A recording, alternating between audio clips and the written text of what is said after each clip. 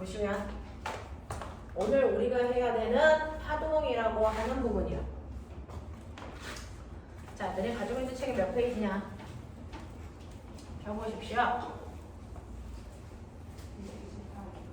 158, 258, 228.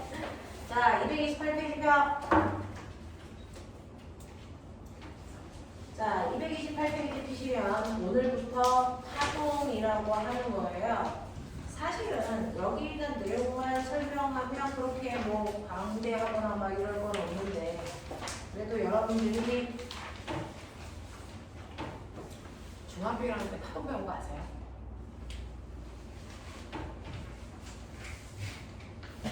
의무 교육이잖아. 안 다녀서 수가 없잖아. 우리나라 의무 교육이에요. 중학교 1학년 때 파동을 했습니다. 그래서 어떤 내용이 있었는지를 살짝은 정리를 좀 하셔야 기본을 하고 갈 테니까. 자, 고과정을 할 테니까 머릿속에 잘 집어넣으시고요. 정리 파트하고 파동 파트는요, 물리 1하고 물리 2의 차이점이 별로 없어요. 그래서 그러니까 지금 너네가 물리 1에 있는 내용만 잘 머릿속에 기억하고 나면 물리 2에서는 그냥 포인트 한두 개만 더 들어가 있는 거고, 그거 넣는 건 별로 어렵지 않아요. 그러니까 물리 1에 있는 게 전체 전자기하고 파동의 기본이다 생각하고 물리 1 할 때는 꼼꼼하게 하자, 이 부분은. 자, 그래서 네가 해야 되는 게 뭐다? 파동이다, 이거. 오늘은 파동에 대해서 할게요. 자, 파동이 뭡니까? 이거 파동. 이게 파동이야. 그래서 그러면 파동은 뭡니까? 라고 하는 첫 번째 파동의 정의는요, 한 지점에서 생긴 진동이 그래서 와이파이처럼 퍼져나가는 현상, 이게 파동입니다. 그러면 여기서 파동을 일으킨 지점을 우리가 뭐라 그러냐면 파원이라고 합니다. 그래서 파원에서 생긴 진동이 뭐하는 현상? 퍼져 나가는 뭐였다? 현상이었다. 한 지점에서 생긴 진동이 옆으로 퍼져나가는 현상을 우리가 파동이라고 합니다. 여기서 여러분들 가장 핵심은 뭐냐면 퍼져나가야 된다는 거죠. 퍼져나가지 않고 그 자리에서만 진동해? 이건 그냥 진동이야. 이건 진동이야. 이게 퍼져나가야 파동이라고. 알겠어? 그래서 이런 식으로 한 지점에서 생긴 진동이 퍼져나가는 현상을 나는 파동이라고 할 거야 라고 하는 건데, 그러면 이러한 파동 형태로 우리한테 자 다가올 게 뭐가 있어요? 우리가 알고 있는 파동, 우리가 알고 있는 파동 지금 들리죠? 얘가 파동이에요. 뭐예요? 소리요. 되겠습니까? 이렇게 우리가 알고 있는 파동의 대표적인 예를 보면 소리라는 애가 대표적으로 파동입니다. 또 학교 다니는 척하네. 소리. 그 다음 경찰 부른다 이 새끼들 이거. 자, 뭐 있어? 지진, 파도라는 물결, 그 다음에 뭐? 비. 얘네들이 우리가 접근할 수 있는 파동이라는 아이들이야. 그래서 소리나 지진이나 물결이나 비, 얘네들이 대표적인 파동인데요. 그러면 이러한 소리라고 하는 아이는요, 전달될 때 내가 여기서 열심히 강의하면 너네 다 들리죠? 근데 달에 가서 똑같이 앉아서 소리를 내가 내면서 수업을 하면 들릴까 안 들릴까? 안 들려요. 왜냐면 이러한 소리라는 진동은 반드시 누구의 도움을 받고 전달되는 거죠. 누구? 공기입니다. 됐어? 네. 그 공기라고 하는 매질의 도움을 받아서 옆으로 전달되는 거예요. 매질이 없으면 소리는 전달되지 않기 때문에 소리의 매질은 공기거든요. 그러니까 공기가 없는 달에 가면 아무리 내가 똑같은 성량으로 여기서 얘기해도 절대 들리지 않습니다. 알겠어? 그래서 공기라는 매질이 반드시 있는 곳에서만 전달이 된다. 자, 그럼 지진의 매질은 뭐죠? 지진은 맞아요. 땅을 진동시키면서 전달되는 거죠. 그래서 땅이라는 게 매질이고요. 물결은 물이죠. 그래서 아무리 센 파도가 치고 있어도 그 위에 날아다니는 새들은 파도를 못 느껴요. 자, 빛은요? 얘가 특이하죠. 어떤 매질도 필요 없어요. 그래서 이런 형태입니다. 그래서 우리가 알고 있는 파동에는 이 네 가지들이 대표적인 건데, 이 중에서 보시면 매질이라는 게 있어야 되는 애들도 있지만 매질이 없어지고 전달될 수 있는 파동도 있다는 거죠. 그러면 우리는 이러한 파동을 뭐 할까요? 분류해 볼까요? 파동을 분류하는 방법은 세 가지입니다. 첫 번째 기준은 바로 매질의 모니 U예요. 매질이에요. 파동이 전달될 때 꼭 매질이 필요해? 자, 이렇게 소리처럼 반드시 매질이 있어야만 전달되는 파동을 우리는 탄성파라고 불러요. 하지만 매질이 없을 때도 전달되는 빛과 같은 파동을 우리는 탄성파가 아니야, 비탄성파. 대표적으로 빛이 그렇습니다. 그래서 네, 유일하게 빛만 그렇습니다. 자, 그런가 하면 두 번째, 매질의 유무에 따라 탄성파와 비탄성파를 나눌 수 있는 것처럼 두 번째는 너네 알아요. 중학교 때 나눴어요. 뭐 있었죠? 다행이죠. 중학교 내용부터 해드려서. 자, 두 번째는 뭐냐면 한 지점에서 생긴 그래서 파동이 전달된다는 건 사실은 이 매질을 진동시키는 에너지가 가고 있다는 거예요. 파동이 진행한다는 거. 에너지가. 그래서 파동이 진행하는 방향은 오른쪽인데 그러면 여기 있는 매질은 어디로 떨려? 라고 하는 거죠. 이 파동이 진행하는 방향과 같은 방향으로 떨리는 매질도 있고요. 반대 방향으로 떨릴 때도 있어요. 수직 방향으로.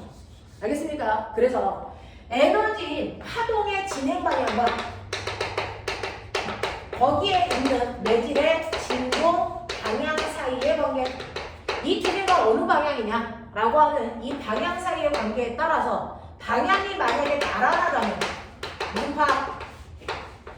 좀 어느 순간에 아는 척 좀 해봐. 나란하다면 이걸 무슨 파라고 하겠니? 음파.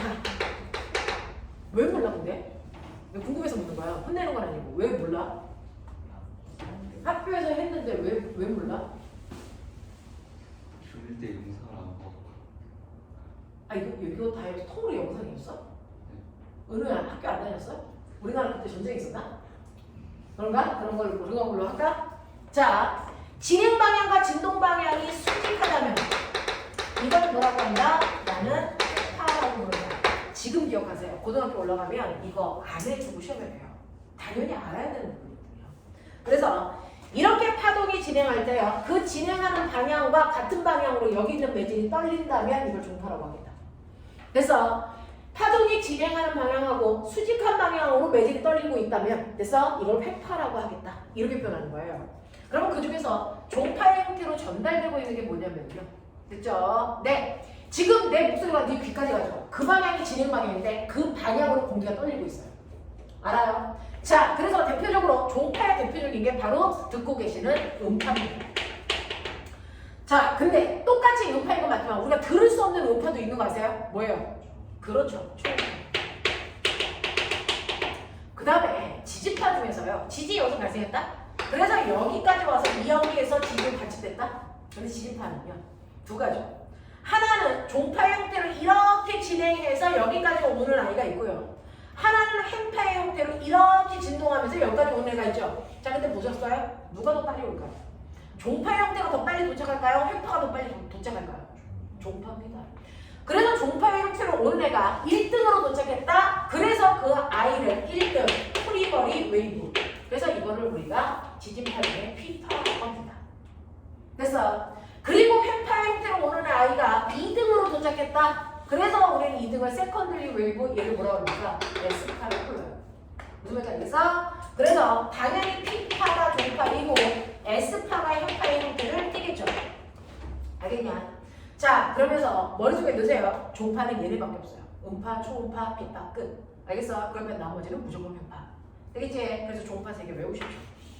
자, 이렇게 종파의 형태와 횡파의 형태를 띠면서 전달되고 있어요. 파동은. 되겠죠? 자, 그런가 하면 파동을 분류하는 세 번째 방법은 뭐냐면 파동이 전달될 때의 모습입니다. 한 지점에서 파동이 빵 하고 일어나는데 얘가 어느 방향으로 퍼져? 모든 방향으로 이렇게 퍼져나가고 있어요. 그게 바로 소리와 빛이죠. 그래서 사방팔방으로 다 들을 수 있는 거죠. 무슨 말인지 알아? 이렇게 되는 것들을 우리는 뭐라고 한다? 저렇게 퍼져나가는 걸 구명파라고 부른다. 근데 파동이 일어났는데 한 방향으로만 전달돼. 이렇다면 우리는 평면파라고 부릅니다. 자, 구면파는 어떠냐면 여기서 빵 하고 퍼져나온 게 파동이라는 건 에너지거든요. 그 에너지가 퍼져나가는데 구면파의 형태로 가면 여기서 100이라는 에너지가 생겼는데 여기까지 갔을 때는 이 면적이 100이라는 에너지가 흩어지겠죠. 그 다음에는 여기까지 100이라는 에너지, 그 다음에는 여기까지 100이라는 에너지가 퍼져나갑니다. 그러면 점점 퍼져나가면 퍼져나갈수록 단위 면적에 들어오는 에너지 값은 어떨까요? 뭐 할까요? 점점 감소하겠죠. 왜? 에너지가 넓은 면에 흩어지니까. 맞아. 그래서 이렇게 구면파는요, 떨어져 있는 거리가 멀어지면 멀어질수록 나한테까지 도착하는 에너지의 양은 점점 감소합니다. 자, 여기에 대표적으로 이게 뭐야? 별이라. 지구에 있는 내가 나로부터 별까지의 거리가 R이야. R만큼 떨어져 있을 때 이 별빛이 내 눈에 와서 저 별이 밝아 보이겠죠. 얼마나 밝아 보이는지를 나타내는 걸 우리 뭐라 그러니? 겉보기 등급. 그래서 만약에 저 별이 내가 봤을 때 지금 이 거리에서 2등급을 보였다고 치자. 근데 이 별을 나로부터 10배 먼 곳에 갖다 놓죠. 알겠어? 네. 지금 위치로부터 10배 먼 곳에 갖다 놓다면 내가 봤을 때 이 별의 밝기는 처음보다 몇 배 밝기가 어두워 보일까요? 거리가 10배 멀어졌어. 그럼 밝기는? 얼마? 얼마일 것 같아? 밝기가요, 면적으로 돼서 퍼지는 거 알죠? 거리가 10배 멀어지면 밝기는 얼마? 100분의 1로 줄어요. 알겠죠? 그래서 이렇게 구면파의 형태로 퍼져나가면 에너지는 거리의 제곱의 1만큼으로 줄어든다. 알겠죠? 면적으로 퍼져나가니까. 그래서 거리가 10배 멀어지면 밝기는 100분의 1로 줄어요. 밝기가 100분의 1로 줄면 나중에 지학 시간에 배우실 텐데, 자, 별의 밝기가 5등급만큼 돼서 어두워 보입니다. 그래서 얘는 어두워질수록 등급이 커지는 거거든요. 7등급의 별로 보여요. 이런 느낌. 그래서 이게 중학교 3학년 마지막 시험거든요. 알겠냐? 별에 대한 거. 이런 것들. 그래서 별의 밝기가 바뀌는 건 그만큼 빛이 그래서 사방팔방으로 퍼져서 나한테 부족하는 에너지 양이 점점 감소하기 때문인데, 그건 구면파의 형태를 띠기 때문이다. 평면파는 에너지의 변화 없이 그대로 와요. 그냥 거리하고 상관없이. 그래서 이런 특징을 가지고 있습니다. 그래서 여러분들 첫 번째, 파동이라는 건 한 지점에서 생기는 진동이 퍼져나가는 현상이다. 그 퍼져나갈 때 매질이라는 거에 도움을 받아야 된다면 탄성파라고 부를 거다. 매질이라는 거에 도움을 받지 않으면 비탄성파라고 부를 거다. 그리고 퍼져나갈 때 파동의 진행하는 방향과 그 안에 있는 매질의 떨리는 방향에 따라서 같은 방향으로 떨린다면 종파라고 할 거야. 수직한 방향으로 떨린다면 나는 횡파라고 할 거야. 종파에는 이거 세 개밖에 없어. 알겠어? 이렇게 되는 거고요. 그 다음에 퍼져나가는 모양에 따라서 구면파와 평면파로 나눈다. 대부분의 파동은 구면파의 형태를 띈다. 알겠습니까? 이렇게 됩니다. 자, 기억해 두시면 되고, 그 다음에 네 번째로, 그러면 이러한 파동은 어떤 애야? 라고 하는 여러분들은 파동의 구조를 이해하고 계셔야 돼요. 그 중에서 파동의 구조를 가장 잘 이해할 수 있는 게 뭐냐면, 횡파 구조를 보면 파동의 모든 요소가 다 들어있거든요. 그래서 우리는 보편적으로 횡파 구조를 봅니다. 그러면 여기에서 파동이 생겼어요. 에너지를 오른쪽으로 진행하다고 쳐. 그럼 매질은 이것과 수직한 방향으로 떨려야 횡파죠. 자, 수직한 방향으로 떨리는 모습을 그래서 나타내면 여기 있던 매질들이요, 파동이 오는 순간 이렇게 꿀렁 올라갔다 내려갔다 올라갔다 내려갔다 이런 모습으로 진동합니다. 이게 횡파 모습이에요. 됐죠? 그래서 오른쪽으로 진행하는데 매질이 올라갔다 내려갔다 올라갔다 내려갔다 하니까 수직한 방향으로 진동하고 있는 거야. 무슨 말인지 알겠지? 그래서 횡파라고 하는데, 이때 가장 높은 곳에 있을 때를 우리가 부르는 명칭이 있다. 얘를 뭐라 그럴까? 그렇지. 너는 영상을 들었구나. 들었어야지, 새끼야. 자, 쏙 들어간 부분을 뭐라 그럴까? 뭘? 맞아요. 그래서 이렇게 횡파는요, 마루와 돌이라는 모양이 반복되는 구조를 하고 있다. 이걸 횡파라고 한다. 알겠니? 자, 그랬을 때 이러한 파동에는 5가지의 구성 요소로 되어 있어요. 그래서 그거를 우리가 파동의 5요소야 이렇게 얘기할 건데, 그 중에서 첫 번째 파장이라는 단어가 있었던 거 기억날까? 파장. 조금 전에도 했었는데, 파장이 뭐예요? 파장은 마루에서 그 다음 마루까지의 최단 거리, 이게 한 파장. 알겠습니까? 이렇게 보여요. 마루에서 마루까지의 최단 거리를 우리는 파장이라고 한다. 거리니까 단위는 미터로 쓸 거고 기호는 남다로 쓸 거다. 이 얘기인데요. 그럼 선생님, 이렇게 마루에서 마루까지 거리를 쟀더니 이게 8m라고 쳐요. 오케이. 그럼 파장은 8m인데 꼭 마루에서 마루까지 재야 될 이유 있어요? 없어요. 어디에서 어디까지 재야 될까? 골에서 그 다음 골까지의 최단 거리를 구해도 똑같은 값이 나와요. 그러면 이거 무슨 말이지? 이거 무슨 말이지? 모양이 같은 곳에서 그 다음 같은 곳까지 쟀을 때 최단거리를 얘기해. 맞지? 그 모양을 과학에서는 뭐라 그래요? 우리 달 배울 때요. 달이 보름달, 반달 됐어? 걔네들을 달에 뭐라고 했니? 위상. 과학에서는 모양을 위상이라고 합니다. 됐어? 그래서 같은 위상이 반복되는 최단거리 같은 위상끼리의 최단거리 이거를 우리는 한 파장이라고 할 거니까 여기에서부터 같은 위상이 B일까요? C일까요? 요 A랑 같은 위상이 B인 지점이니 C인 지점이니? C인 지점이죠. 여기서는 파동이 올라가는데 B에서 내려가잖아요. 같은 위상이 아니라고요. 됐어? 그래서 A와 같은 위상은 C인 지점이다. 알겠습니까? 그래서 A에서 C까지의 최단거리를 재세요. 이게 바로 얘네들이랑 다 똑같은 한 파장입니다. 알겠니? 네, 이런 얘기. 이게 바로 파장. 그래서 여기가 0이고 여기가 8이면 얘들아 여기 얼마니?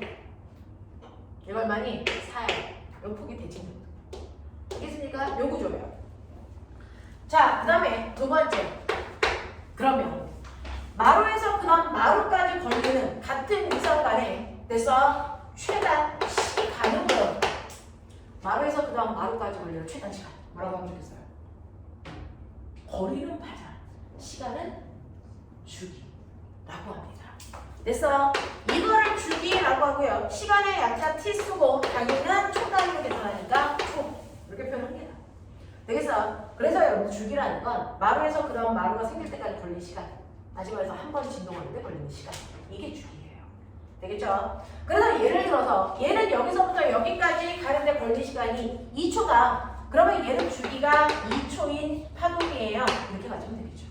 알겠지? 자, 그러면 세 번째는 사실은 주기라는 건 결국은 1회 진동하는 동안 걸린 시간이잖아요. 이걸 거꾸로 얘기하면 1초라는 시간 동안에 몇 번 진동했어? 진동하는 횟수. 이거 뭐라 그럴까? 1초 동안 몇 번 진동했어? 진동하는 횟수. 이게 진동수. 이게 진동수. 프리퀀시의 약자 H수고요. 되겠어? 네. 이러한 진동수는 네가 아까 그랬던 주기를 역수하면 돼요. 서로 내용이 반대니까. 그래서 주기가 2초라고 했으니까 그 역수하면 진동수는 2분의 1. 그래서 단위도 초분의 1이어야 돼요. 주기의 단위가 초니까 역수하면 초분의 1이겠죠? 근데 단위를 이렇게 쓰니까 귀찮아. 그래서 과학자 이름으로 바꿔버립니다. 초분의 1이라는 걸 뭘로 바꿉니까? 헤르츠. 맞죠? 그래서 진동수의 단위는 헤르츠가 된 거다. 하지만 의미는 초분의 1을 얘기한다. 알겠니? 이렇게 되는 거고요. 그 다음에 네 번째 진폭이라는 게 있어요. 이게 뭘까? 진폭. 진폭. 여기가 플러스는 2고 여기가 마이너스 2라고 치자. 진폭이 얼마일까? 4가 아니에요. 네, 2입니다. 진폭은요. 중심에서 마루까지의 높이를 재거나 중심에서 골까지의 깊이를 재는 거지. 마루에서 골까지 재지 않는데 이유가 뭐냐면 진폭이라고 하는 건 다 사실은 매질의 최대 범위를 얘기합니다. 사실은 여기 있는 매질이 움직일 수 있는 최대 거리 되겠습니까? 어디까지가? 여기까지 가거나 아니면 여기까지 가는 거죠. 되겠습니까? 매질의 최대 변이 이걸 진폭이라고 한다. 되겠어? 네. 그래서 진폭을 우리가 A라고 쓰고 거리니까 이것도 미터로 써요. 그래서 얘 진폭은 2m라 이렇게 하셔야지 4m라고 하시면 안 됩니다. 되겠냐? 자, 그 다음에 마지막이자 제일 중요한 거 파동의 속력입니다. 파동은 이동한다 그랬잖아요. 빠져나간다 그랬잖아요. 그럼 이동하는 거잖아요. 그러면 이동하는 물체는 무조건 뭘 가지고 있다? 빠른 속력. 그러니까 파동도 속력을 가지고 전달됩니다. 자, 파동의 속력이든 어떤 속력이든 속력은 시간분의 거리인데 파동에서의 시간은 한 번 진동하는 데 걸린 시간 주기죠. 그리고 한 주기 동안 간 거리 파장이죠. 그래서 T분의 람다가 파동의 속력을 구할 수 있는 방법이겠죠. T분의 람다. 됐어? 근데 이거 잘 보시면 T분의 1 곱하기 람다인데 T분의 1이 뭐니? T분의 1이 뭐니? 아까 얘기했죠? 네, 진동수. 그러니까 이거를 다시 쓰면 얘는 F 람다로 구해도 된다. 이거죠. 그래서 파동의 속력을 구하는 방법은 T분의 남다 또는 F남다 요걸로 파동의 속력을 구할 수 있다. 알겠어? 네. 그래서 파동의 속력은 이렇게 구하시면 되겠어요. 자, 근데 나 궁금한 게 있어요. 그러면 이런 식으로 파동이 생겨서 전달되고 있어. 자, 근데 이 파동이 오른쪽 방향으로 간다고 치자. 파동이 이렇게 오른쪽 방향으로 가요. 그럼 조금 있으면 여기 있는 매질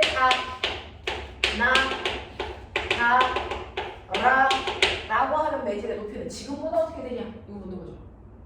됐어? 네. 가라고 하는 매질 얘 진행 방향 오른쪽이에요. 가는 뭐합니까? 지금보다?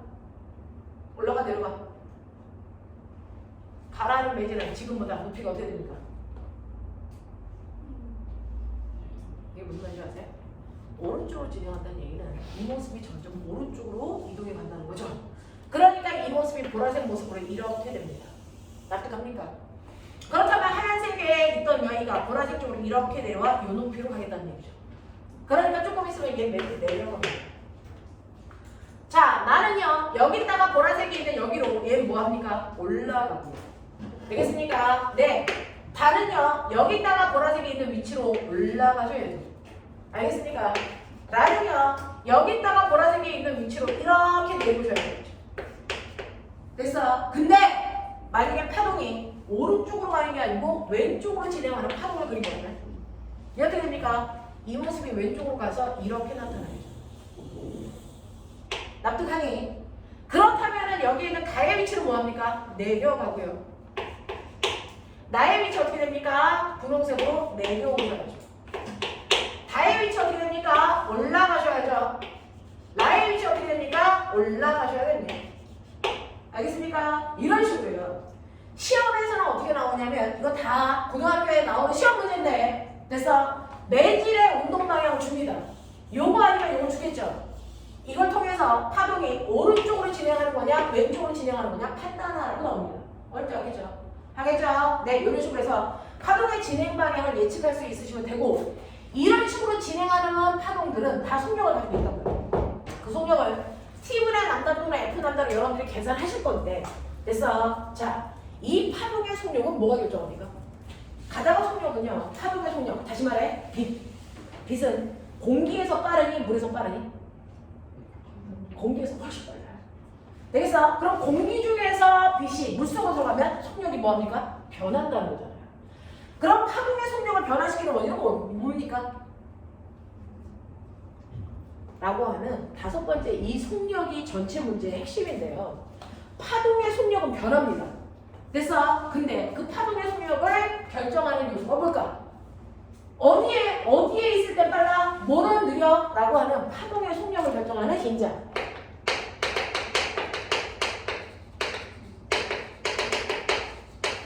파동의 속력은요.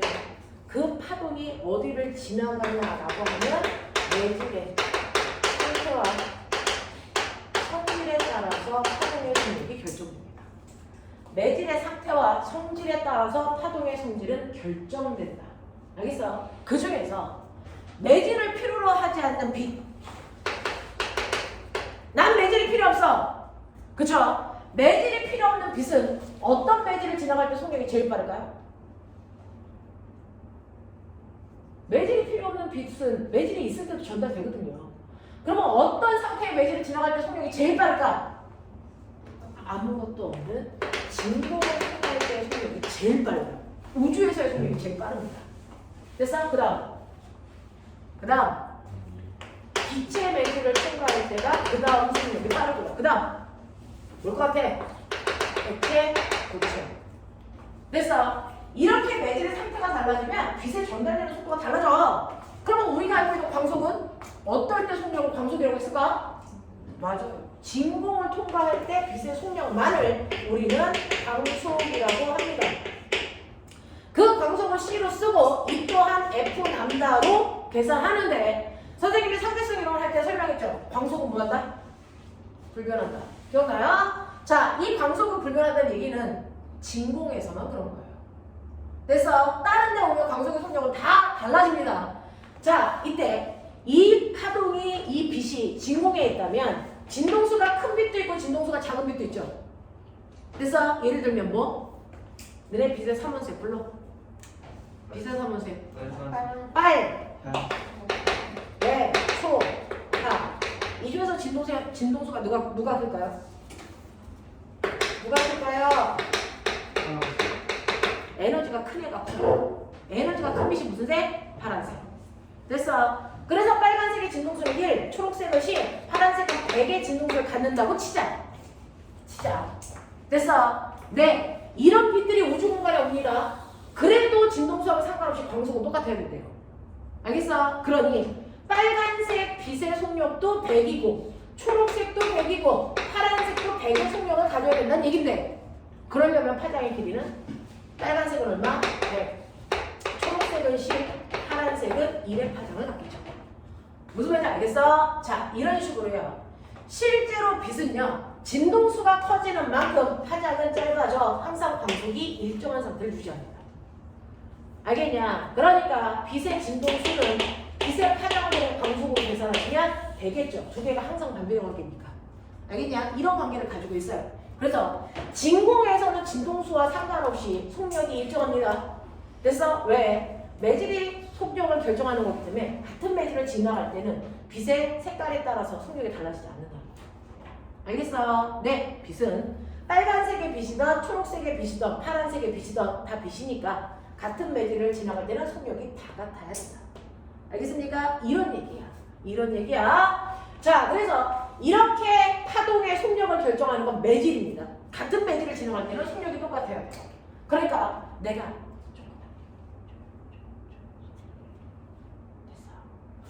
이렇게 큰 소리를 내도, 알겠죠? 똑같이 공기를 지나가고 있어. 그러면 작은 소리든 큰 소리든 전달되는 속력 어때야 돼? 같아야 된다. 알겠어? 같은 매질 통과하니까. 하겠냐? 잘 느끼고 있습니까? 자, 그 다음에 두 번째로. 그러면 선생님, 매질이 필요 없는 빛은 진공일 때 제일 빨라. 그럼 매질이 필요한 소리는 어디일 때 제일 빠를까? 어떤 상태를 지나갈 때 속력이 제일 빠를까요? 소리는? 어디? 공기? 아니요. 사실은요, 매질이 필요한 소리 같은 애는요, 하나의 매질이 진동하면 그 진동을 옆에 있는 입자한테 빨리 전달해줘야 돼서 가까이 붙어있어야 드드드득 치고 가죠. 알겠어? 그래서 소리는 고체 상태의 매질을 통과할 때 속력이 제일 빠른 거 아세요? 고체를 통과할 때 속력이 제일 빠릅니다. 그래서 이렇게 철로에서요, 기차가 오고 있는데 산이 가리고 있어. 기차가 오는 모습이 보이지 않아. 근데 기차 바퀴가 지나가면서 철로와의 마찰 때문에 진동이 생겨. 그 진동에 내가 들으려고 할 때 철로에 귀를 대고 있을 때와 공기 중에 그냥 내가 서 있을 때 어떤 사람이 먼저 소리 들을까? 철로에 대고 있을 때. 왜? 고체 매질을 통과할 때 전달되는 속도가 더 빨라. 알겠습니까? 이렇게 됩니다. 그래서 소리는 고체 매질을 통과할 때 전달되는 속도가 제일 빠르고요. 그 다음 액체 매질을 통과할 때, 그 다음 기체 매질을 통과할 때고요. 소리는 진공은 전달되지 않는다 했습니다. 이해되겠어요? 자, 근데 이러한 소리라고 하는 아이가요, 같은 공기라도 전달되는 속도가 또 달라요. 찬 공기, 더운 공기, 어떤 공기를 지나갈 때 더 빠르게 소리가 전달될까요? 빨리 옆에 있는 애를 퉁쳐야 돼. 무슨 공기일 것 같아요? 운동 속도가 빠른 거, 뜨거운 공기. 알겠습니까? 그래서 소리라고 하는 건 고온의 공기를 기체를 지나갈 때의 속력이 저온의 기체를 지나갈 때 속력보다 훨씬 더 빠른데, 그래서 소리가 전달되는 속도식 V는 331 더하기 0.6t예요. 이게 음속을 계산하는 방법인데, 이때 t가 뭐일까? 공기의 기후. 알겠습니까? 섭씨 운동. 여기다가 예를 들어서 보면 15도 집어넣어서 계산. 얼마? 340. 그게 우리가 알고 있는 음속. 그래서 여러분들이 알고 있는 평면 음속이라고 하면 340을 외우실 텐데, 그 340이라는 게 바로 15도일 때 소리가 전달되는 속력을 얘기해요. 15도가 아니고 20도, 25도, 30도, 40도로 온도가 높아질수록 소리가 전달되는 속도는 점점 빨라집니다. 알겠어? 이렇게 됩니다. 그래서 소리의 속력은 공기의 온도에 의해서도 변할 수 있다. 알겠습니까? 이렇게 되는 거고요. 자, 그럼 소리 말고요. 물결. 파도요. 자, 이렇게 물결은 어떤 성질에 의해서 전달되는 속도가 달라지니까 파도가 고체일 때 빨라, 액체일 때 빨라 이걸 상상하고 있으면 너는 무식한 거지. 파도는 액체에서만 전달돼. 맞아? 그러면 똑같은 물이라도 어떤 물을 지나갈 때 파도의 속도가 더 빨라질까? 이건 물의 온도가 아니고요. 수심의 깊이. 알겠어? 네. 그래서 이런 식으로 바다가 있어. 여기에 배가 이렇게 떠 있어요. 근데 바닷속에도 됐어. 해저 지형이 있어요. 땅. 그랬을 때 땅의 모습이 이렇다고 보면 왠지 여기는 깊은 바다. 여기는 거의 얕은 바다이죠. 그러면 이렇게 물결이 일어나 파도가 치고 옵니다. 그러면 깊은 곳에 있다 얕은 곳에 오면 속력이 뭐 해줘야 되니? 더 느려집니다. 느려집니다. 됐어? 네. 깊은 바다에서는 파도가 성큼성큼 걸어오면 얕은 바다에서는 파도가 아장아장 난다고요. 왠지 아세요? 파도라는 건 여러분들 겉모습에만 파도가 치고 있는 게 아니고 그 밑에 속도 쳐요. 속에도 물방울과 물방울 사이에 마찰 때문에 서로 끌고 다닌다고요. 됐어? 네. 그래서 같이 속에서도 물들이 울렁이로 파도가 생기는데 얕은 곳은 금방 물방울이 땅이랑 부딪혀 마찰 때문에 운동이 저해되죠. 그래서 뒤에 있는 애가 못 따라오니까 앞에 있는 애도 잘 남기는 거야. 못 가. 그래서 속력이 느려져. 알겠냐? 이런 느낌이야. 그래서 이렇게 물결은요 똑같이 물에서 전달되지만 깊은 물에서 전달되는 속도가 얕은 물에서 전달되는 속도보다 훨씬 빠릅니다.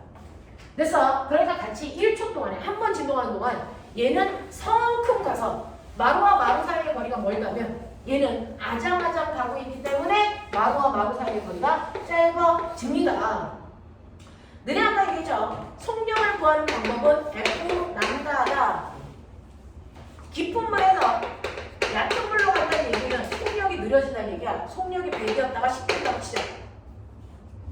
그러면 여기서 생긴 파동이 여기로 오면서 속력이 줄어든다는 얘기는 얘네들의 곱이 줄어든다는 얘기다. 나 궁금해. 진동수가 주니, 파장이 주니, 불가 주니 라고 하시면 아무리 여러분들이 나중에 나이를 먹어서 외모가 엄청나게 바뀌어도 여러분들 몸에서 절대로 안 바뀌는 게 있습니다. 뭘까요? DNA 유전자, 지문, 이딴 것들, 혈액형 이런 거 안 바뀝니다. 맞죠? 자, 이런 것들 안 바뀌는 것처럼 실제로 파도가 쳐서 막 갑니다. 그래서 속력이 달라지고 반사가 되고 굴절이 돼도 절대로 안 바뀌는 게 있습니다. 뭐예요? 파동의 고유한 성질을 결정하는 진동수입니다. 그냥 안 바뀝니다. 이 진동수는요 절대로 바뀌는 값이 아니거든요. 한번 파동이 빵 하고 생길 때 생긴 그 진동수가 마치 지문처럼 계속 갑니다. 근데 어떻게 속력이 빨라지고 느려져? 그 속력 결정은 파장입니다. 파장. 얘가 해요. 그래서 속력이 빨라진다는 얘기는 진동수는 그대로 10인데 처음에는 깊은 물에서 파동의 속력이 빨라서 파장의 길이가 10이었어. 그래서 속력이 100이었단 말이야. 근데 속력이 느려질 때 파장의 길이가 1로 줄여서 속력이 느려진 거야. 무슨 말인지 알겠어? 이 느낌이거든요. 자, 그랬을 때 이렇게 마루와 마루 사이가 한 파장인데 이 한 파장의 간격이 좁은 물, 얕은 물로 가면 한 파장의 간격이 좁아져요. 그랬을 때 마루와 마루를 연결한 선을 우리가 파도의 얼굴 파면이라고 해요. 파면을 이런 식으로 연결했을 때요. 파면과 파면 사이의 이 간격이 한 파장입니다. 납득하세요? 파면과 파면 사이의 이 간격이 한 파장입니다. 그래서 파장을 그렸을 때 이 파장의 간격이 줄어드는 여기는 얕은 물, 여기는 깊은 물. 알겠습니까? 이렇게 표현한 거야. 중학교 교과서에 있어요. 되겠지? 그래서 실제로 물결이라고 하는 건 수심의 깊이가 결정하는 거고 수심의 깊이가 얕을수록 전달되는 속력은 느려지는 거다. 알겠습니까? 이렇게 된다라고 하는 거 기억해 두시면 되고 그 다음에 줄이 있어요. 줄을 흔들어도 진동 만들어요. 그렇죠? 네. 그랬을 때 어떤 줄에서의 파동이 더 빨리 우욱 할까요? 뭘 것 같아요? 팽팽하게 잡아당기죠. 또! 네. 얇은 줄이 아니고 무슨 말일까요? 가볍다는 뜻이겠죠. 그렇죠? 파동이 줄에서의 파동이 전달되는 속도는요. 얼마나 가볍니? 얼마나 팽팽하니? 이건데요. 근데 생각해보면 아무리 가벼운 줄도 길면 무거워지겠죠. 아무리 무거운 줄도 짧게 자르면 가볍겠죠. 그러면 그 가볍다 무겁다를 어떻게 비교해야 되니? 모든 줄에 가볍다 무겁다를 비교하는 건 그래서 모든 줄을 1m로 잘랐을 때 차지하는 질량값을 표현해요. 그래야 객관적으로 판단이 되겠죠. 이거를 우리는 뭐라고 한다? 선밀도라고 해서 뮤라고 써요.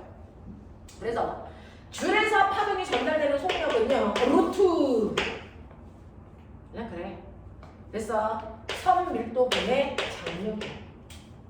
선밀도분의 장력. 이게 줄에서의 속력이 전달되는 속도야. 알겠어? 네. 그래서 이 선에서의 선밀도 1m당에 차지하는 질량값분의 그 줄을 잡아당기는 힘, 장력. 알겠습니까? 요거 사이의 관계입니다. 그러면서 말씀드릴게요. 사실은요. 파동이라는 진동을 만드는 진동에 관여하는 힘 두 가지. 두 가지. 얘가 그래서 에너지가 오면서 팅 하고 튕겨 나갔다가 그래서 제자리로 돌아왔는데 다시 팅. 돌아왔는데 다시 팅. 이게 파동이잖아요. 그쵸? 그래서 이게 파동이란 말이야. 이 파동에 관여하는 힘. 뭘 것 같아요? 뭘 것 같아요? 이 새끼가 팅 하고 튕기는 거 뭐야? 탄성. 근데 이 새끼가 돌아와. 이건 뭐야? 제자리로 돌아오려는 힘. 나 안 말이야. 나 그 자리에 있을 거야. 안 갈 거야. 라고 하는 건 뭐? 관성. 알겠어요? 관성이 큰 애는요. 잘 진동 안 하려고 해요. 안 갈 거야. 그러면서 억지로 튕겨요. 관성이 작고 탄성이 큰 애는 잘 튕기겠죠. 그래서 내 탄성이 큰 애는 파동에 전달되는 속도가 빠릅니다.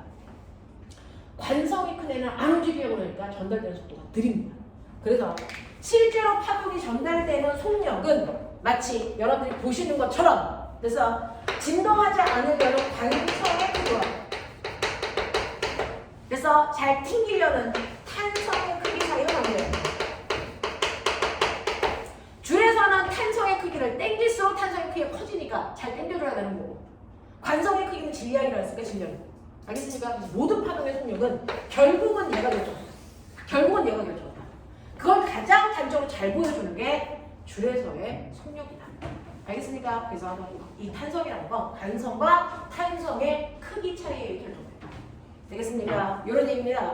자, 그래서 이런 식으로 어떤 형태의 파동이라도요. 그 파동의 속력을 변할 수 있습니다.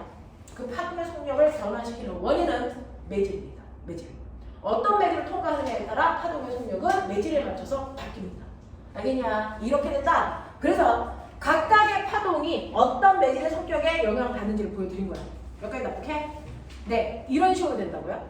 자, 그러면 이런 식으로 전달되는 이 파동에 여러분들 파동의 구성 요소를 봤으니까 파동의 성질을 보죠. 파동의 성질이 있어. 미안해. 중학교 때 배웠다는 얘기는 안 할게. 배웠었어. 자, 파동이 가지고 있는 성질을 우리는 중학교 때 빛의 성질이라고 배웠어. 빛의 성질. 그렇죠. 아, 진짜. 빛의 성질 네 가지. 그게 파동의 성질이거든요. 첫 번째, 진성. 두 번째, 반사. 세 번째, 불전. 네 번째, 표정. 요겁니다. 파동이 가지고 있는 성질은 네 가지가 있습니다. 직진, 반사, 불절, 표절. 되겠어? 자, 이 중에서 직진부터 불절까지는 됐니? 파동도 가지고 있지만 입자도 가지고 있어요. 되겠냐? 자, 근데 회절이라는 건 파동이어야만 생기는 성질입니다. 그래서 그냥 빛이 파동이냐 입자냐? 파동이야 입자야? 빛은? 우리는 지금 알고 있죠. 둘 다의 성질을 가지고 있다. 그럼 둘 다의 성질을 가지고 있다는 건 빛은 파동의 성질도 있고 입자의 성질도 있다는 거죠. 애매하다는 게 아니고. 맞아? 그럼 빛이 파동의 성질을 가지고 있다는 건 어떻게 확인해? 회절로 확인하면 돼. 회절이 일어나면 파동이야. 근데 일어났어. 알겠어? 그걸 누가 실험했어? 토마스 영이라는 아저씨가 실험했어. 그걸 빛의 간섭 효과라고 해. 됐어? 그걸 통해서 빛은 파동이네? 이거 했어요. 됐어? 네. 그리고 빛이 입자에는 누가 있어? 빛은 입자네? 아인슈타인. 알겠어? 그럼 이 새끼 뭐야? 두 개의 성질을 다 가지고 있는 거야. 이게 빛의 입자죠. 알겠습니까? 이렇게 되는 거거든요. 자, 그래서 여러분들은 이렇게 파동이 네 가지 성질을 가지고 있고 회절이라는 건 파동만의 고유한 성질이다. 되겠니? 자, 그럼 그 중에서 직진은 뭐야? 어쩜 가는 거죠. 빛은 아무런 방해도 받지 않으면 계속 직진해서 가려고 합니다. 그러다가 다른 물질을 만날 때 반사되거나 불절하거나 하는 것뿐이야. 됐어? 그래서 빛은 직진하려는 속기를 갔는데 빛이 직진하고 있다는 증거 있어? 있어요. 뭐요? 빛이 직진하고 있기 때문에 내가 여기서 빛을 막아. 그러면 얘는 내 뒤로는 못 가겠죠. 직진하니까. 그래서 내 뒤에 뭐가 생겨? 그림자가 생겨.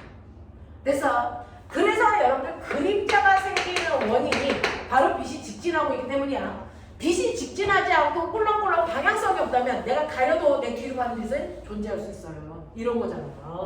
됐어? 근데 하늘에서도 그림자가 지져.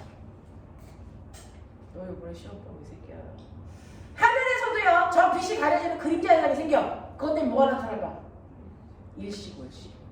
알겠습니까? 식현상이 생기는 게 바로 이것 때문입니다. 일식은요. 달이 만든 그림자 속에 태양이 들어가서 안 보인다는 거야. 됐죠? 월식은 집과 만든 그림자 속에 달이 들어가서 안 보인다는 얘기야. 그 그림자가 만들어지는 게 그 직진이라는 거야. 알겠니? 자, 그래서 빛이 직진하고 있다는 건 이런 것들을 통해서 우리가 알 수 있어요. 라고 하는 거고, 빛이 반사합니다.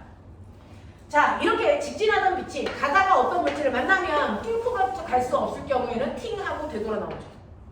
그래서 빛이 반사, 빛이 가다가 다른 물질을 만났을 때 되돌아 나오는 현상이고요. 이렇게 빛이 가다가 되돌아 나올 때 법칙이 성립합니다. 무슨 법칙? 반사 법칙. 자, 반사 법칙이 뭐니? 반사 법칙이 뭘까요? 아, 진짜 오늘 되게 순종적이다. 아는 게 하나도 없거든. 말을 할 수가 없네. 자, 반사 법칙이 뭐죠? 반사 법칙이 뭐죠? 항상 일사각과 반사각의 크기는 언제나 어때야 된다? 같아야 된다고 반사 법칙이야. 그래서 언제나 빛은 입사한 각도만큼 똑같은 각도를 갖고 반사돼서 나와야 된다? 이게 반사 법칙인데요. 그러면 여기에서 이렇게 광원 장치가 있어. 태양이 있어요. 그러면 이렇게 매끄러운 면에서 빛이 이렇게 쏩니다. 그러면 빛은 항상 나란하게 오니까 나란하게 빛이 오겠죠. 그래서 이렇게 빛이 들어올 때 어떤 면을 만나면 그 면에서 빛이 되돌아 나가는데, 그래서 되돌아 나갈 때 항상 반사 법칙이 성립하니까 입사각과 반사각의 크기가 같은 크기를 만들어서 나가요. 그러면 각도를 재야 되네. 각도를 잴 때 뭐가 필요하니? 입사각, 반사각 이런 거 잴 때 각도를 재기 위해서 각도기에 0도를 맞추는 선이 필요하죠. 그거를 항상 빛이 들어간 면과 수직이 되게 선을 그리세요. 이게 각도를 재는 기준선, 이게 뭡니까? 법선. 알겠니? 법적으로 각도되는 선이라고 법선이라고 불러요. 법선이라고 그래서 불러요. 알겠습니까? 네. 그래서 법선을 만들어 이 법선으로부터의 입사각을 재봤더니 얘명한 이거 30도야. 그럼 빛은 어디로 나갈까? 법선으로부터 반대 방향으로 30도를 이루는 이 방향으로 빛이 이렇게 나간다. 이게 반사 법칙이야. 알겠어? 자, 근데 빛이 나란하게 들어와. 근데 표면도 매끄러워. 그럼 법선 방향이 각도가 돼요. 그럼 빛이랑 이루는 법선의 각도가 다 30도로 똑같겠죠. 됐어? 그러면 항상 반사 법칙이 성립해야 되니까 얘도 30도 이 방향, 얘도 30도 이 방향을 이렇게 나갑니다. 그렇다면 이때 나가고 있는 이 빛 세 가지가 가리키는 방향이 다 어떻습니까? 같은 방향으로 가고 있어요. 이렇게 표면이 매끄러울 때는 모든 빛이 한 방향으로 나갑니다. 이거 무슨 반사? 이거를 우리는 무슨 반사라고 하냐면 정반사라고 합니다. 정반사라고 합니다. 들어본 적 있어요?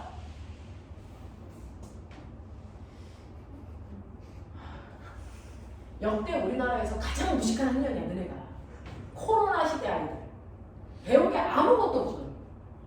그래서 네, 그나마 이제 2학년은 3학년 때는 좀 오프라인 성파이 괜찮겠죠. 너네 생으로 이제 3학년을 다 코로나 시기를 보내요. 지구상에서 가장 무식한 학년들이야. 지금 그래요, 중3이. 그래서 탁월합니다. 이렇게 중학교 3학년 이빠이 앉아있는 반에서 내가 반사의 법칙을 물어봤을 때 반응 없는 유일한 반이야, 이게 지금. 되겠어? 네, 큰일 났어요. 네. 근데 전 세계 요 학년 아이들이 학력이 떨어집니다. 모든 학교들이 거기 안 가서. 다 몰라요. 애들 보니까 눈만 껌껌껌 뜨고 있고 아침반에서도 했는데 중사회들이 제일 무식합니다. 아는 게 없어요. 좋겠다. 경쟁력이 퍽 떨어져가지고. 자, 그래서 보시면 정반사라고 하는 건 표면이 매끄러울 때 빛이 반사돼서 모든 빛이 한 방향으로 나가는 방향 반사를 정반사라고 해요.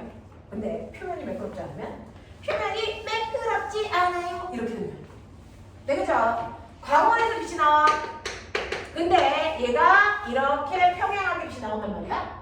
근데 표면이 매끄럽지 않기 때문에 이 빛은 이 접선면에 들어간 거야. 이 빛은 이 접선면에 들어가고 이 빛은 이 접선면에 들어가겠죠. 되겠어? 그랬을 때 이 접선면과 무조건 90도 되는 곡선을 그려. 그치네? 90도 되는 곡선을 그려. 이 면과 90도 되는 곡선을 그리시고 이 면과 90도 되는 곡선을 그렸을 때 이 각도가 됐어? 다 달라요. 됐냐? 이 각도가 다 달라요.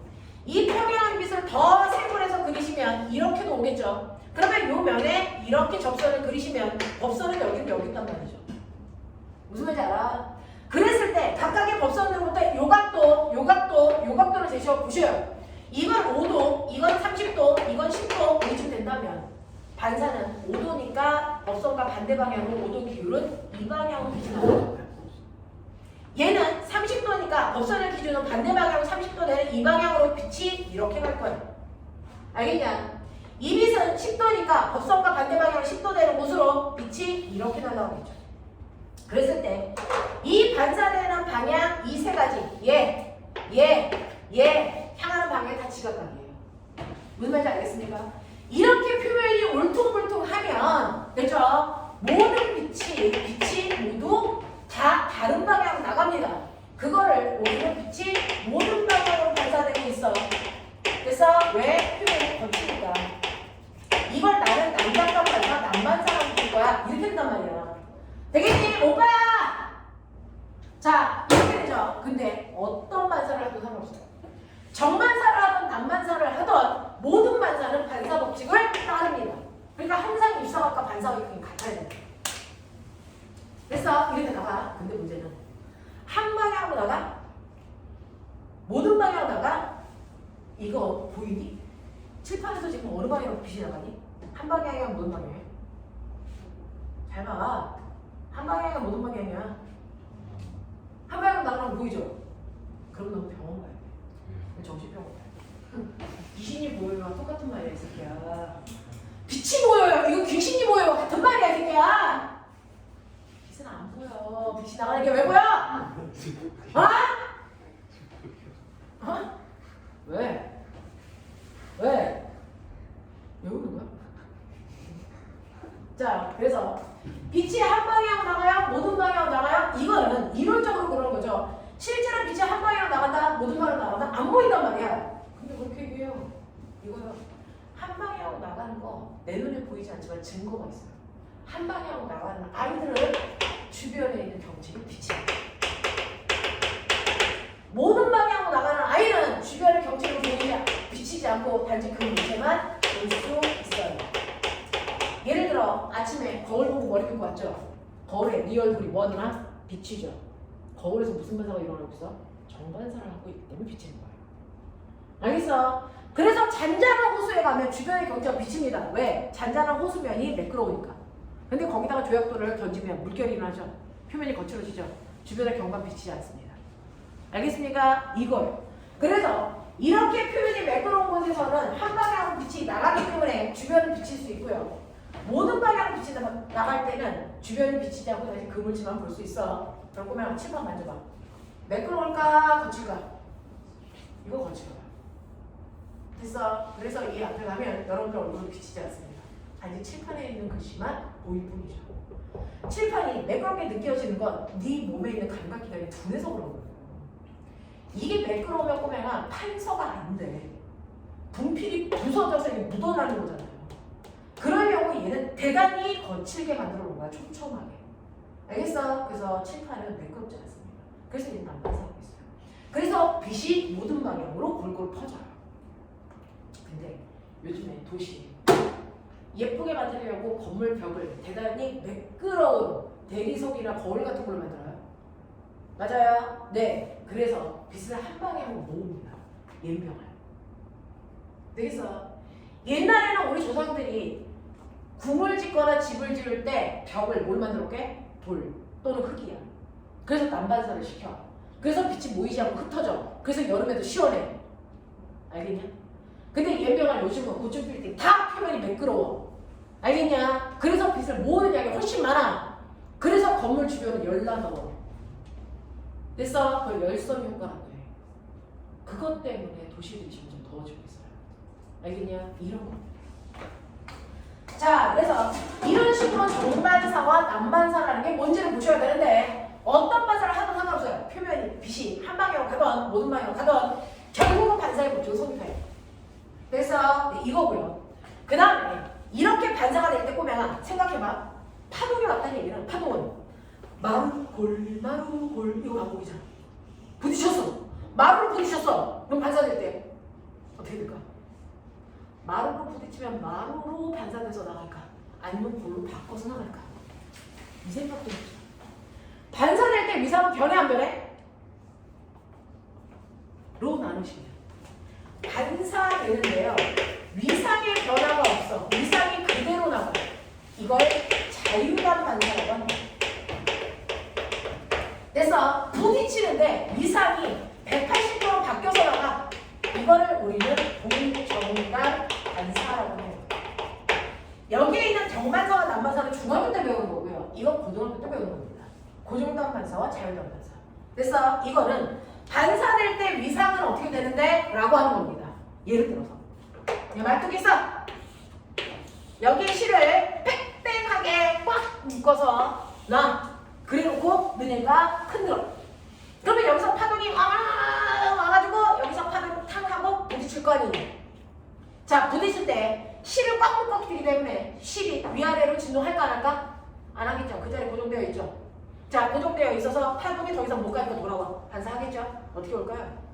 이렇게 실이 꽉 고정되어 있을 때는 파동이 반사돼서 올 때 모양이 정반대로 바뀌어서 골로 바뀌어서 와요. 이렇게. 알겠어? 이렇게 고정되어 있는 곳에서는 위상이 정반대로 바뀌어서 온다. 이걸 고정단 반사. 알겠습니까? 이렇게 돼요. 근데 실을 살살 묶었어. 실을 살살 묶었어. 그래서 파동이 와요. 그런 끝에 왔을 때 이 실이 파동과 함께 흘러가면서 실 묶은 부분이 살짝 올라갔다 내려갑니다. 됐죠? 이렇게 실이 자유롭게 움직일 때요. 그 벽면에서 반사되어 오는 빛은 위상 변화 없이 그대로 갑니다. 마루가 그대로 마루가 돼서 튀겨나가요. 알겠습니까? 이거를 자유단 반사라고 합니다. 그러면 이게 일상생활에서 어떻게 나타나는데? 얘들아 왜 이렇게 좋니? 저런 거 습관이야. 요즘에 우리 과거반 애들하고 선생님하고 새벽 4시까지 카톡하거든요. 자소 때문에. 그리고 그 다음에 아침에 10시에 와서 또 수업하거든요. 피곤해서 그런 거 아니야. 정신 차려. 하루에 3시간만 자면 죽지 않는데 누구나 살 수 있대. 3시간만 자면. 몇 시간 잤냐? 저들이 여기 와서 자고 또 1시간이 넘는다. 그냥 씨. 자, 정말 피곤해서 자면요, 그건 누가 여기서 깨어도 몰라요. 그냥 거기에 떨어져. 자, 보시면 여기에 보면 두꺼운 줄이 있어, 얇은 줄이 있어. 어떤 줄이 더 진동하기 쉽냐? 얇은 줄, 가벼우니까, 그죠? 자, 제가 가벼운 줄에서 진동을 만들어서 아싸! 근데 질량이 다른 서로 다른 줄을 만났기 때문에 이 매질하고 이 매질이 달라서 여기서 반사됩니다. 그래서 진동이 반사돼서 올 거야. 이거 고정단 반사, 자유단 반사. 자, 가서 쿵 하고 부딪혔는데 나보다 진동하기 쉬운 애랑 부딪혔어, 어려운 애랑 부딪혔어. 그게 무슨 반사야? 고정단 반사. 그래서 그러니 이렇게 나보다 진동하기 어려운 애랑 부딪히는 순간 고정단 반사가 일어나서 그래서 위상이 정반대로 바뀐 상태로 되돌아옵니다. 알겠습니까? 이게 고정단 반사예요. 선생님, 이때 그냥 뚫고 가는 애는 없어요? 있어요. 그냥 반사되지 않고 뚫고 가는 파동도 있는데 그 뚫고 가는 파동들은 고정단 반사를 하던 자유단 반사를 하던 상관없이 그냥 그대로 위상을 가요. 그래서 직진하는 애들은 위상의 변화가 없이 그냥 간다 라고 하는 거. 그럼 거꾸로 두꺼운 실에서 진동을 일으켰어. 그러면 막 가요. 그러다가 순간 얇은 실이랑 만나. 자유단 반사, 고정단 반사. 나보다 잘 노는 애 만났죠. 자유단 반사예요. 알겠어? 그러니까 이때는 위상이 바뀌어 안 바뀌어? 안 바뀌고 돌아와. 알겠습니까? 이런 개념이야. 이런 개념이야. 자, 진동하기 어려운 매질을 우리가 멋진 말로 미합 매질. 진동하기 쉬운 매질을 소합 매질. 그래서 네, 어려운 말로 이해하려고 그러지 말고 그냥 듣고 저게 무슨 말인지만 이해하시면 되겠죠? 그래서 자유단 반사는요. 자유단 반사는 미합 매질에서 소합 매질로 갈 때 일어나는 거야. 책 그냥 그렇게 써있어. 무슨 말인지 알지? 그냥 나보다 쉬운 애 만나면 자유단 반사해. 그 얘기야. 고정단 반사는 소합 매질에서 미합 매질을 만났을 때 일어나. 무슨 말이야? 나보다 진동하기 어려운 애를 만났을 때 고정단 반사해. 되겠니? 그럼 보면 공기 중에서 빛이 오다가 뭘 만났어? 자, 빛이가 나보다 진동하기 쉬운 매질 만난 거야? 어려운 매질 만난 거야? 공기보다 물이 진동하기 어려운 매질 만났겠지? 그러면 여기서 반사가 일어났겠지? 여기서 무조건 무슨 반사가 일어나야 되니? 무슨 반사? 고정단 반사. 알겠습니까? 그래서 100% 이상이 바뀌어서 나옵니다. 알겠냐? 이런 거야. 이런 거야. 되겠죠? 그래서 여러분들은 그동안 그냥 파동이 가다가 부딪혀서 어느 방향으로 가? 방향만 설정했어요. 근데 어떤 모습으로 바뀌어서 나가? 라고 하는 건 몰랐죠. 그래서 여러분들이 보시는 이 반사에는 당연히 반사 법칙이 성립하면서 그래서 이 반사될 때 어느 방향으로 뻗어나가느냐에 따라서 중학교 때 정반사와 난반사를 배우신 거고 그랬을 때 위상은 어떻게 돼? 라고 하는 위상 변화를 통해서 여러분들은 자유단 반사라는 게 있고 고정단 반사라는 게 있구나 라고 하는 걸 지금 배우신 거예요. 알겠습니까? 네, 그래서 반사에는 이런 것들이 있다. 기억하겠어? 오케이. 자, 그 다음에 굴절에 대한 얘기하죠. 그래서 파동의 성질 중에 세 번째 굴절이라는 성질이 있어요. 자, 고등학교 때는 여기에 포커스를 맞춥니다. 중학교 때는 여기에 포커스를 맞췄거든요. 알겠어? 자, 그러면 빛의 속성 중에 파동의 속성 중에 굴절은 뭡니까? 라고 하면 가다가 다른 물질을 만났을 때 되돌아 나오는 건 반사라면 굴절은요. 꺾여 들어가는 게 굴절이죠. 자, 가다가 다른 물질을 만났을 때 됐어? 꺾여 들어가는 게 굴절이야. 그래서 나 물어볼게. 왜 꺾여 들어가야 돼? 왜 굴절해야 돼? 자, 중3은 빼고 중2끼리 하자. 중2끼리 하자. 강은 늙은 척 하지 마. 중2잖아. 자, 굴절하는 이유.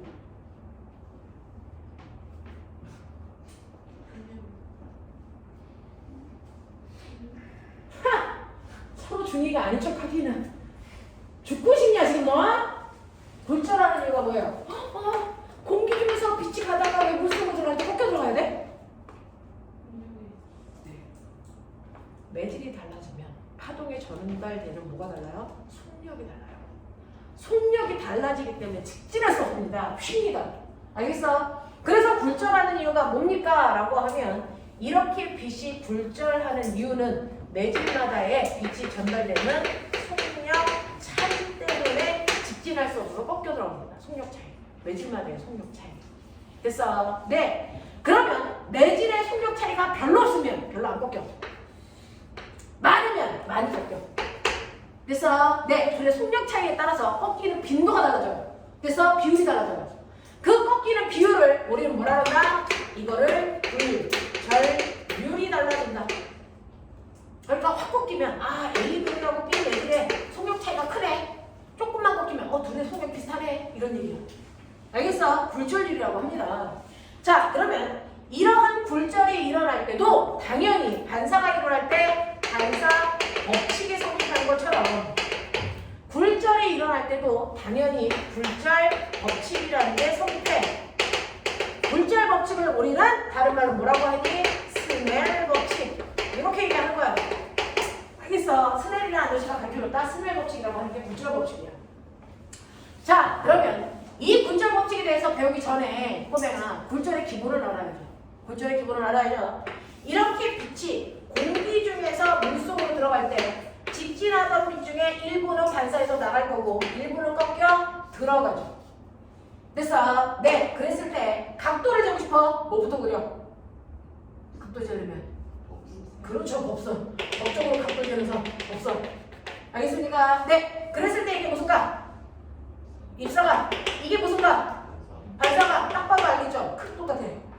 맞아? 네, 그럼 굴절가 어딨어? 굴절가 어딨어? 법선으로부터 굴절 원선까지의 각도 요걸 재시면 이게 바로 굴절가. 알겠습니까? 네, 그래서 입사각, 반사각, 굴절각 요거 세 가지가 생기는데 그 중에서 입사각이 40도, 반사각면 또 40도, 반사각지. 알겠습니까? 네, 그래서 이렇게 공기 중에서 물속으로 들어갈 때요. 공기 중에는 입사각도 생기고 반사각도 생기는데 반사법칙 때문에 이 각은 무조건 같아야 해요. 그래서 얘가 40도면 얘도 40도이겠죠. 그러면 굴절각은 입사각보다 커져야 될까 작아져야 될까? 라고 하면 얘는 직진했을 때보다 안쪽으로 들어갔죠. 굴절각이 뭐해질까요? 작아지겠죠? 되겠어? 그래서 굴절각이 입사각보다 작아서 20도가 됐다고 치자. 왜 작아져야 되는데? 왜 작은데? 왜 선생님 저쪽으로 그려요? 이거 이렇게 그려도 되잖아요. 이렇게 그려도 되잖아요. 안 되겠대요. 물로 들어갔잖아. 됐어? 네. 실제로요. 이 각도는 그냥 생기는 게 아니에요. 빛이요. 공기에서 빨리 전달돼, 물에서 빨리 전달돼. 공기죠. 공기에서 빛이 통과하는 속도가 훨씬 더 빠르죠. 속력이 빠른 외질, 느린 외질 이거 아닙니까? 실제로 각도는요. 속력을 나타내는 것입니다. 속력만큼 생겨요.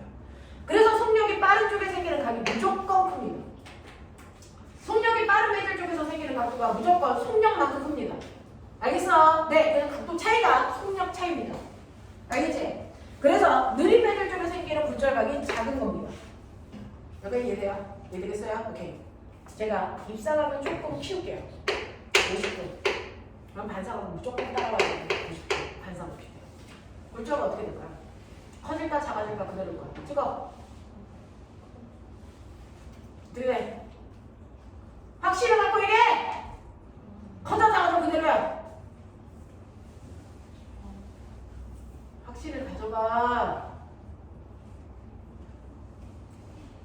상민아, 커져 작아져 찍어. 어차피 내가 배운 거 없는데 뭐 그냥 찍어. 커져요. 입사각이 커지면 굴절각 따라서 무조건 같이 커집니다. 왠지 아세요? 왠지 아세요? 입사각과 굴절각 사이에 바깥쪽에 있는 요 휘어진 정도, 요 각도 이게 바로 굴절각이 정해져 있어요. 그래서 입사각이 더 밑으로 기울면 얘가 따라서 올라가줘야 이 각도가 정해지죠. 정해지가 좀 유지하죠. 알겠습니까? 그래서 입사각과 굴절각의 관계는 입사각이 커지면 굴절각의 크기 무조건 따라서 커져야 돼요. 그러니까 입사각이 40도였다가 50도로 되면 굴절각도 20도였다가 30도 뭐 이 정도의 크기. 됐어? 네, 같이 움직입니다. 같이 움직입니다. 알겠냐? 이렇게 되는 관계를 가지고 있다. 네, 근데 난 거꾸로 써볼게. 거꾸로 써볼게. 어떻게 해요? 이렇게요. 실제로요, 요번에는요, 물속에서 공기 중으로 빛을 이렇게 쏴볼게. 어떻게 나갈까? 그냥 꺾이지 않고 직진하면 이렇게 가야 되는데, 꺾인다는 거잖아요. 그랬을 때, 너네 알죠? 어디서 속력이 빨라? 공기 중에서 빛의 속력이 빠르고 물속으로 밀려. 그렇다면 물속에서 이루는 이 각도보다 공기에서 이루는 각도가 더 뭐 해야 돼? 커야 돼. 맞지? 그러면 이렇게 가면 요거는 각이 같은 거니까 이거보다 커야 돼. 그럼 어떡하니? 더 눌러야죠. 이렇게 갑니다. 빛이.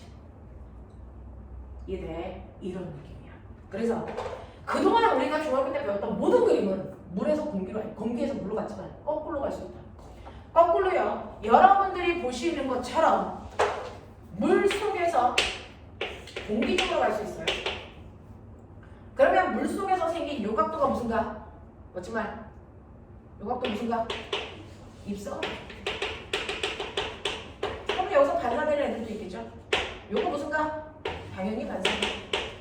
요 각도는 무슨 각? 요거 굴절각. 맞냐? 요런 느낌이야.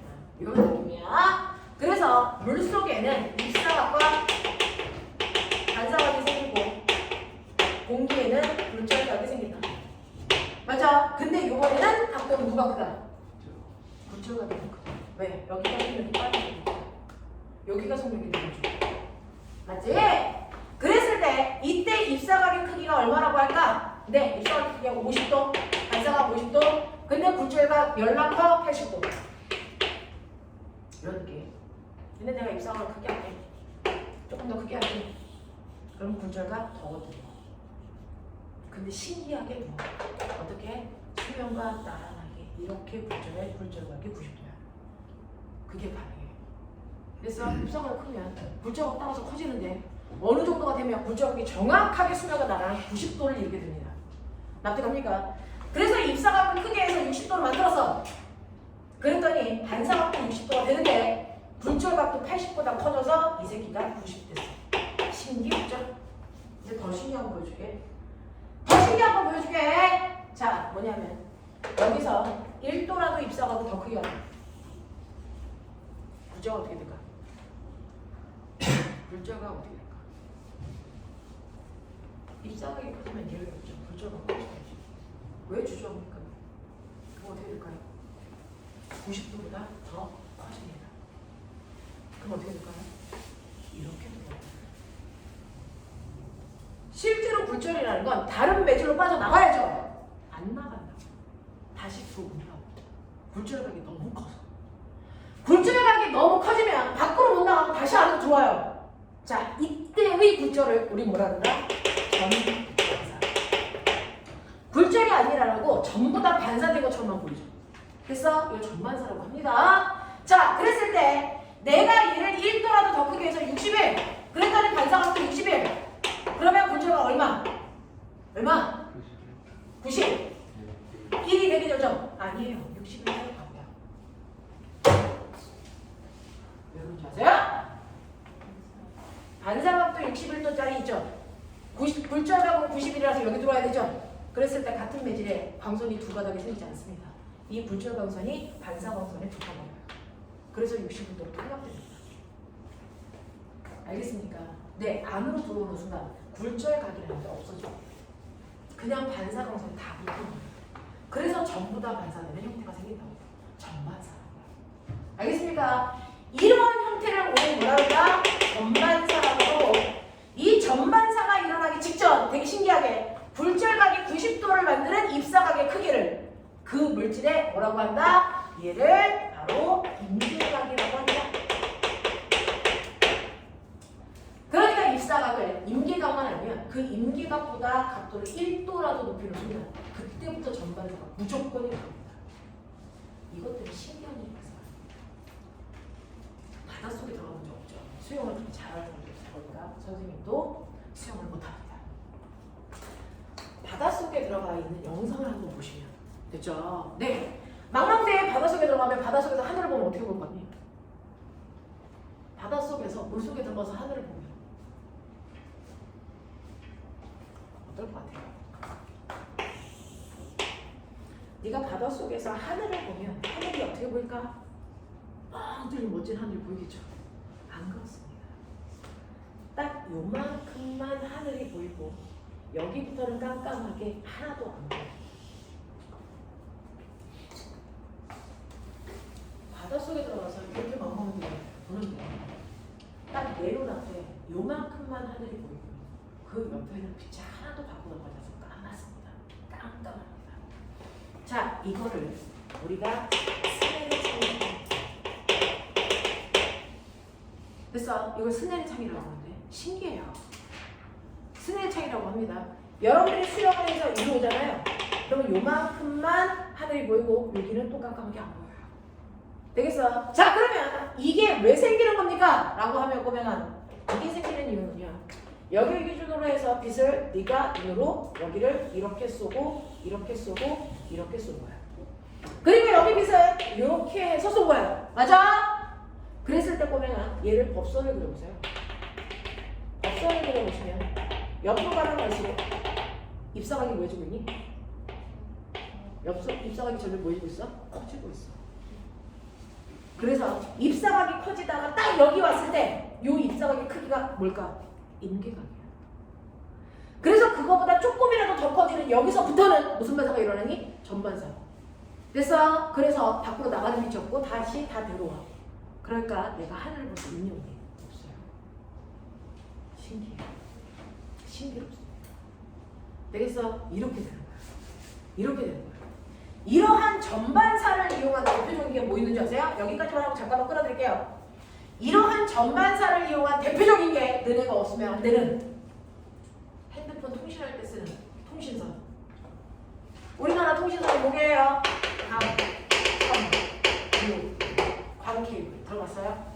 옛날에는 우리가 전화 같은 거 할 때 통신선 뭐로 썼게요? 전선, 구리선. 알겠습니까? 전선을 사용하면 그 안에 구리에 전기를 쏘잖아요? 그러면 전기 신호를 이렇게 쏘면 여기서 일부 반사하고 일부 굴절해서 밖으로 나가죠. 그 굴절해서 밖으로 나가는 요걸 딱 잡으면 이게 도청이에요. 알겠어? 그래서 옛날에 전선을 사용할 때는 밖으로 굴절돼서 나가는 이 파동을 이용해서 도감청을 무조건 했단 말이야. 도청을 해. 알겠어? 네. 이렇게 되는데 이게 도청이 될 뿐만 아니라 이렇게 돼서 나한테 올 때까지 이렇게 에너지 중에 일부가 밖으로 나가니까요. 에너지를 100 쐈는데 90 반사되고 10 밖으로 나갔어. 또 여기서도 80 반사되고 10 밖으로 나갔어. 이게 계속 반복되면서 나한테 오는 거거든요. 그러면 결국은 내가 받았을 때는 에너지가 20, 30 그거밖에 안 남아. 그러니까 내가 어떤 정보를 받았을 때 소리가 찍 하고 잘 안 들린다든가 화면이 선명하지 않다든가 이런 일이 발생하는 게 바로 저 때문이에요. 근데 광섬유라고 하는 건 뭐냐면요. 광섬유는 이렇게 안에 있는 물질과 밖에 있는 물질의 성질이 다른 두 개를 하나의 실처럼 뽑아냈어요. 얘를 이제 광섬유라고 하는데 안에 있는 건 우리가 속률이 밖에 있는 건 건율이 이런단 말이에요. 그래서 속률이 건율이 이렇게 했을 때요. 속률이 이거를 다른 말로 코어 자 건율이를 다른 말로 클레딩 이렇게 할 건데 이 코어가 느린 매질이야. 물 밖에 있는 게 공기 됐어? 빠른 매질은 그래서 이 코어에서 파동을 쏴 근데 그냥 쏘는 게 아니고 임계각보다 크게 쏴 그럼 어떻게 돼? 전반사, 전반사, 전반사, 전반사, 전반사에서 가요. 밖으로 나가는 게 안 하거든요. 그러니까 첫 번째 광섬유를 사용하면 도감청이 될까 안 될까? 그거 안 돼. 도청이 안 돼. 됐어? 그래서 요즘은 도청이 안 됩니다. 알겠냐? 광섬유의 특성 때문이고요. 밖으로 나가는 불철각이 없어. 이거 10%로 밖으로 안 나간다. 100으로 쏘면 그대로 100인 상태로 계속 가요. 됐어? 그래서 화질이 선명하고 소리가 또렷하게 들리는 거죠. 에너지 손실이 없어요. 되겠어? 그리고 전선은 전기의 속도로 전달되는 거예요. 근데 얘는 광섬유잖아요. 빛의 속도로 전달돼요. 그러니까 전달되는 속도 더럽게 빨라요. 알겠습니까? 이게 우리가 지금 쓰고 있는 통신선이야. 그래서 우리나라의 통신 속도가 빠른 거야. 알겠습니까? 요건 그래서 이렇게 광섬유에서 사용하는 게 바로 전반사가 가지고 있는 성질을 이용해서 만든 거다. 이해되겠니? 하겠니? 네, 여기까지 할게요. 잠깐만 끊었다 갈게요.